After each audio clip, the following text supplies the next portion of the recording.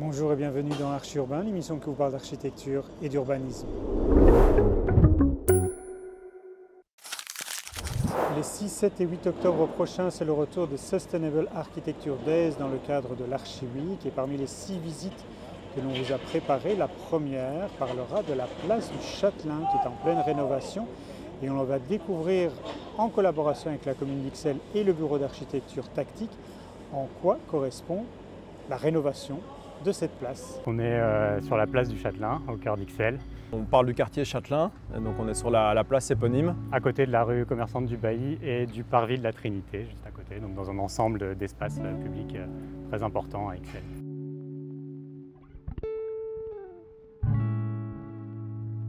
Il y a eu une étude de définition faite en 2020, lancée par la commune. C'est les bureaux Artère et Ecores qui ont fait une sorte de charte programmatique. Donc la commune en fait a voulu d'abord définir un programme, une charte d'aménagement sur base d'un processus participatif, avant de mettre en concurrence et de lancer la procédure de marché public et de sélectionner un bureau qui dessinerait l'aménagement. Avoir ce support-là quand on commence un concours, c'est génial parce qu'on a un argumentaire et on a les besoins en fait de la place. À la suite de ce concours, de ce marché public, c'est Tactique qui, en association avec 3 autres bureaux, qui a décroché le marché public. Et donc notre proposition, elle s'est appuyée sur le cadre. On est dans une place de typologie néoclassique, on a un très beau cadre bâti et puis une double peau avec un cadre arboré qui sont les grands alignements de tilleuls qu'on voit derrière nous. Et la charte programmatique avait déjà défini une série d'éléments, notamment une sorte de 3 pièces qui devraient exister. Une forte végétalisation de l'espace public, un besoin de réduire les mobilités voitures pour permettre une meilleure accessibilité piétonne, supprimer du stationnement, assurer plus d'espace. Évidemment, c'est très bien pour certaines personnes, pour d'autres c'est beaucoup plus compliqué. L'idée aussi c'était de créer une centralité, de dire on a rendez-vous place du Châtelain, où ça? On ne savait pas très bien, il y a des cafés, mais il n'y a pas d'endroit dans l'espace public où on pouvait se donner rendez-vous. Tactique a traduit, notamment avec un gradin, une fontaine, de dire aussi qu'on pouvait organiser des petits événements à cet endroit-là. Voilà. On n'est plus sur ces grandes places minérales qu'on a fait pendant très longtemps, multi-usage à tout prix, mais très peu de biodiversité et finalement très peu d'affordance de l'espace. Le parti pris, en fait, c'est d'être de plein pied de façade à façade, un cadre lisible et ensuite 3 pièces, un bosquet forestier dans lequel on est aujourd'hui, qui est un peu la forme d'une très ancienne place du Châtelain, ce rectangle ou carré ici au nord de la place. Au sud de la place, une grande pelouse plissée. Et puis au cœur, le cœur de place, un espace minéral sur lequel le marché peut venir s'installer, qui accueillera de la fontainerie. Avec aussi comme le parti pris de reprendre le langage néoclassique avec un filet d'eau en pierre bleue qui vient recréer cette assise pour le bâtiment. Ce qu'on voulait la proposition était sur du plein pied, donc d'enlever ce trottoir qui on sait aussi fait partie de la grammaire, du langage paysager néoclassique. Donc pour le maintenir, ce filet d'eau en pierre bleue, monobloc qui donne quand même cette assise et ce cachet aussi par un matériau assez noble et belge en plus qu'on a pu installer ici tout au long de la place. Les terrasses resteront encadrées. L'idée c'est de ne pas non plus avoir une fonction que Horeca qui chasserait la mixité commerciale. Et notre proposition, elle va dans ce sens, c'est-à-dire qu'on a un deck ici sur lequel on est qui offre une multiplicité de possibilités d'usage, qui ne définit pas exactement les usages mais qui permet à chacun de s'approprier.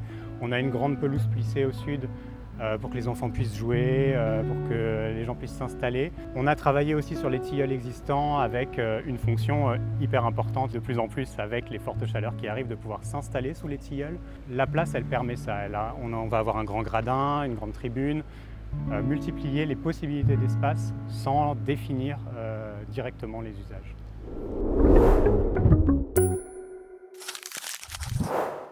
Bonjour, je m'appelle Fiorenzo Name, je représente le bureau Light to Light. C'est une agence de conception lumière qui s'occupe de l'ambiance lumineuse, de l'éclairage dans les espaces urbains et dans les bâtiments en architecture, aussi bien à l'extérieur qu'à l'intérieur. La durabilité signifie pour nous le respect de l'environnement pour les générations futures, donc la préservation des ressources et avoir un cercle vertueux au niveau de l'usage des matériaux et de la mise en œuvre des installations. En planification de la lumière urbaine, on parle de plans lumière et aussi de plans d'ombre pour respecter la nature. C'est une approche importante dans toutes nos conceptions, aussi bien en intérieur qu'en extérieur, où on met la lumière là où c'est nécessaire pour l'agrément et pour le bien-être et le bien-vivre de tout le monde. Dans le cadre du Labonor, je vous propose une nouvelle capsule tutoriel qui vous explique c'est quoi le Design for Assembly et Disassembly. C'est un peu technique et on retrouve tout de suite l'architecte Sébastien Moreno-Vaca du bureau A2M qui vous explique ce principe.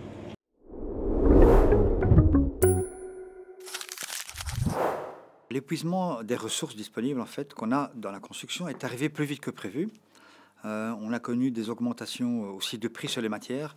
Par exemple, l'acier, pendant le Covid, on achetait de la tonne d'acier à 2 000 € la tonne, alors que d'habitude c'était à 1 000 €. Et donc quand on voit cet épuisement des ressources, ce qu'il est possible de faire, c'est déjà de construire de manière modulaire. Ce qu'il est possible de faire aussi, c'est d'utiliser du circulaire, c'est-à-dire du réemploi. Donc ça, c'est une deuxième chose. Et donc la construction modulaire et avec du réemploi, et si en plus on le fait hors site, c'est déjà pas mal. Pour aller encore plus loin, ce qu'il est possible de faire, c'est carrément aller au-delà. C'est-à-dire que dès lors qu'on commence à faire de la construction sèche, donc avec des éléments qui ne sont pas collés, qui sont assemblés et qu'on peut désassembler, on peut donc prolonger le cycle de vie des matériaux. Ainsi, les bâtiments deviennent des véritables banques de matériaux. Et donc ce fameux concept qu'on appelle Design for Assemble and Disassemble, c'est vraiment ça. C'est comment construire ou rénover avec des éléments qu'on pourra démonter, remonter et démonter. Donc le Design for Assemble and Disassemble, c'est un peu une réponse à cet épuisement des ressources et où va aller la construction demain.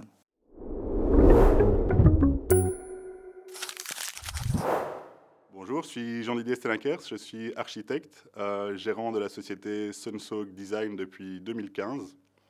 Sunsoak Design, c'est une activité d'architecture mais aussi d'ingénierie.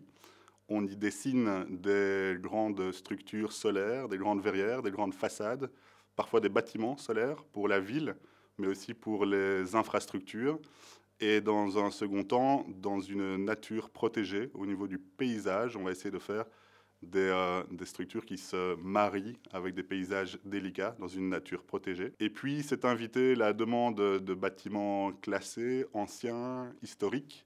C'est un petit peu une surprise pour nous, mais c'est une belle surprise. Et surtout, ce sont des bâtiments parfois classés UNESCO qu'on adore travailler.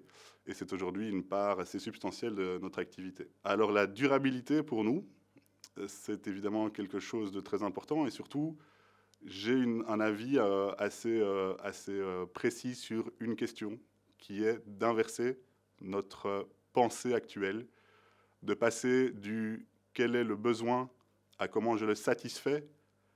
On voudrait proposer quel est le gisement, quelle est la ressource à un endroit, à un moment précis, comment je la capte et comment je l'utilise. Ça, c'est le fondement de notre agence. C'est comme ça que la nature fonctionne en fait depuis toujours. Et nous, on n'est pas plus intelligents que les autres. On s'est assis à côté du premier de classe et on copie sur lui. Et je pense que quand on copie sur la nature, a priori, on est dans le bon.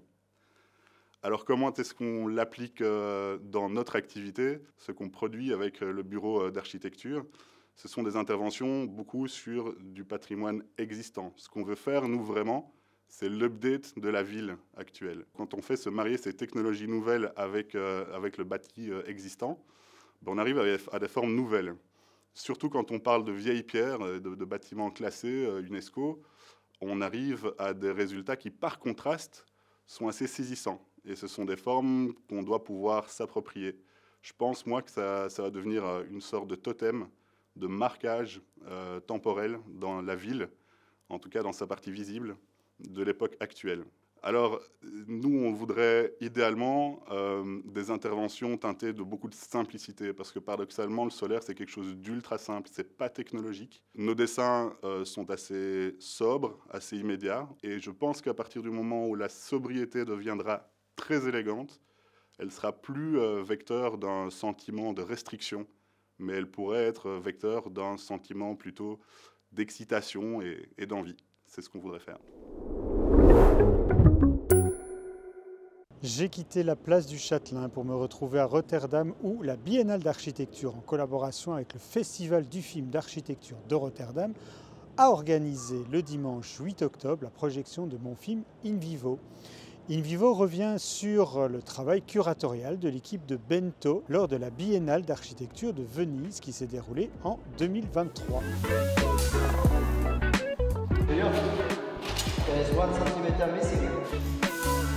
Ce qui est important pour nous, c'est de re-questionner en fait, nos sociétés extractivistes.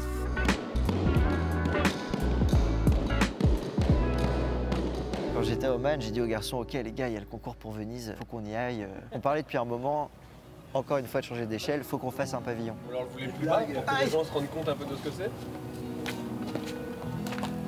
C'est très compliqué en tout cas en tant que jeune architecte de trouver un client privé qui va bien vouloir nous laisser expérimenter. Du coup, l'idéal, en fait, c'est de pouvoir construire un pavillon. On s'était posé la question avec l'équipe, comment essayer de trouver une matière qui peut se générer en ville. Et en fait, bingo, directement, on est tombé sur le mycélium parce que c'est une matière qui s'auto-génère. Je pense que ça a trop séché. Ouais, c'est ça qui va pas. L'idée, c'était de travailler vraiment avec le mycélium et se dire, ok, comment on peut avoir du vivant dans l'architecture. Concrètement, nous, en tant qu'architectes, qu'est-ce qu'on pourrait faire avec ça? Être architecte aujourd'hui, c'est revenir dans une forme de pensée systémique beaucoup plus complexe et beaucoup plus vaste qui pose la question de filière, de matériaux, de territoire dans lequel tu t'implantes, de territoire dans lequel tu extrais et tu transformes, de personnes, d'espace.